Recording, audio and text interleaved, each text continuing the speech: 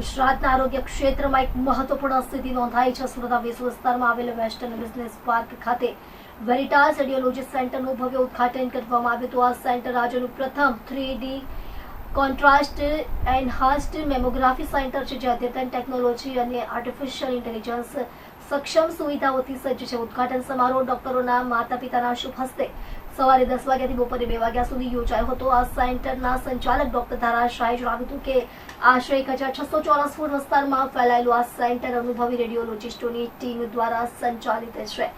હોલોજિકલ company દ્વારા આ સેન્ટરને સેન્ટર ઓફ એક્સલન્સ ઇન મેમોગ્રાફીનો દરજ્જો આપ્યો છે. સેન્ટરમાં 3D CE મેમોગ્રાફી, AI સક્ષમ અલ્ટ્રાસાઉન્ડ અને 2 ડિજિટલ એક્સરે જેવી અદ્યતન સેવાઓ ઉપલબ્ધ છે. આ ઉપરાંત અન્ય સેવાઓમાં 3D mammography, CE mammography, colour doppler, high end sonography, liver elastography, fetal medicine, fat quantification, 3D 4D સ્નાયુની sonography, VABB full length scanogram અને ઇન્ટરવેન્શનલ રેડિયોલોજીનો સમાવેશ થાય છે.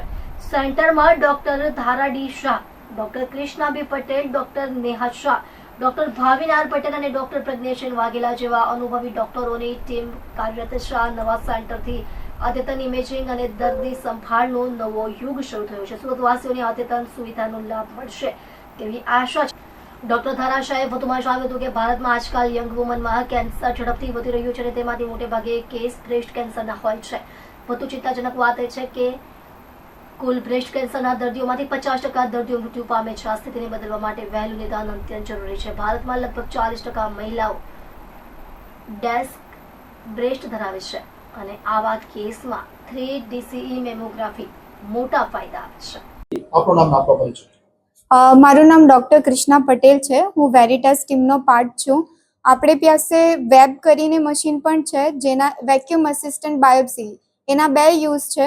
પહેલું કે કોઈ પણ બિનાઇન લીઝન હોય તો એ 3-4 સેન્ટીમીટર નાનું હોય, મહિલાએ કઢાવવું હોય તો સ્કાર વગર કોઈ બી ટાંકા કે કંઈ પણ ના આવે એ રીતે બી રિમૂવ કરી શકાય છે. અને સેકન્ડ કે કોઈ ગાંઠ બહુ નાની હોય કે જે આપણે બાયોપ્સી કરતા હોઈએ એનાથી એમાં ક્લિયર સેમ્પલ ના આવે તો આમાં આપણે મોટું સાઇઝનું સેમ્પલ લઈ શકતા હોઈએ છીએ. ઓકે. આપણું નામ આપનો પરિચય. નમસ્તે, હું ટીમ વેરિટાસમાંથી ડૉક્ટર ધારા Shah, MD radio diagnosis, doctor Neha Shah અને ડૉક્ટર કૃષ્ણા પટેલ, અમે ટીમ વેરિટાસને રિપ્રેઝેન્ટ કરીએ છીએ. નવું અદ્યતન મેમોગ્રાફી મશીન જે contrast enhance mammography plus 3 dimensional tomosynthesis machine લાવ્યા છે, જેનાથી એકદમ સચોટ રીતે નાનામાં નાની ગાંઠ 1 સેન્ટીમીટરથી પણ એકદમ નાની ગાંઠ હોય એવી પણ આપણે આમાં ડાયગ્નોસ કરી શકીશું. હા, આ જે કોન્ટ્રાસ્ટ એન્હાન્સ મેમોગ્રાફી છે એ આખા ગુજરાતમાં આપણી પાસે ફર્સ્ટ મશીન લાયા છે. શું આનાથી શું બેનિફિટ છે? જે 40% ફિમેલ્સમાં ડેન્સ બ્રેસ્ટ હોય, જે આપણને નોર્મલ 2D મેમોગ્રાફીમાં લીઝન્સ હોય તો છુપાઈ જતા હોય છે, જે આમાં આપણને એકદમ સચોટ રીતે દેખાશે, કેમ કે આપણે કોન્ટ્રાસ્ટ આપીશું. એટલે જે રીતે સિટી સ્કેનમાં કોન્ટ્રાસ્ટ આપતા હોય છે એવી રીતે મેમોગ્રાફીમાં પણ આપણે કોન્ટ્રાસ્ટ આપીને કરીશું. એટલે ઘણી વખતે મોટી ગાંઠ દેખાતી હોય છે પણ બીજી નાની અમુક ગાંઠો હોય જે છુપાઈ જતી હોય છે એ પણ આમાં આપણને દેખાઈ જશે. કેટલી એજની મહિલાઓ એ કરાવી શકે? જો જ્યારે એમને કંઈ તકલીફ હોય, કોઈ બી તકલીફ, જેમ કે બ્રેસ્ટ કેન્સરના સિમ્ટમ્સ છે કે ગાંઠ હોય, નિપલમાંથી ડિસ્ચાર્જ હોય, નિપલ રિટ્રેક્શન હોય, નિપલ થિકનિંગ હોય, કે સ્કિન રેડ થઈ ગઈ હોય, કે બગલમાં ગાંઠ હોય, આવા કોઈ બી સિમ્ટમ્સ હોય તો આપણે કોઈ પણ ઉંમરમાં મેમોગ્રાફી કરી શકીએ છીએ.